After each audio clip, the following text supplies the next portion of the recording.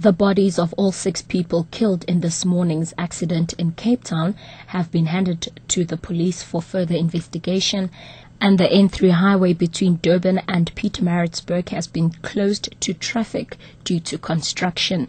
Ambosiswa Khatebe with the latest news update. The bodies of all 6 people killed in this morning's accident in Plumstead, Cape Town, have been handed to the police for further investigation. ER24 spokesperson Werner Vermaak says all the occupants died on the scene when the sedan they were traveling in crashed through a shop front in Victoria Street. On further investigation, paramedics found that 5 people inside of the vehicle have sustained fatal injuries.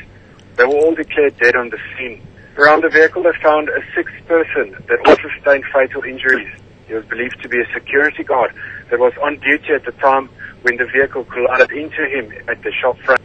Corruption and bribery may be rife in the police force, but an analyst says SAP's top brass must be commended for cracking down on the practice.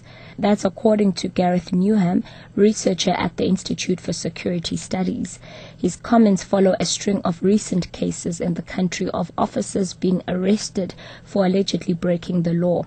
Just last week, 4 police officers were arrested at OR Tambo Airport on charges of extortion after allegedly forcing a Ghanaian national to pay them to avoid being deported.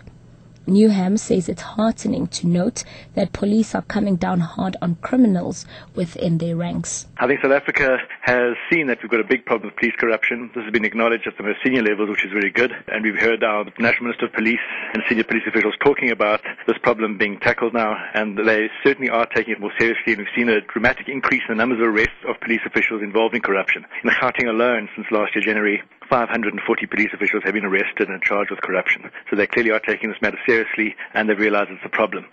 The Road Traffic Management Corporation says the country's major routes are experiencing greater than usual traffic volumes.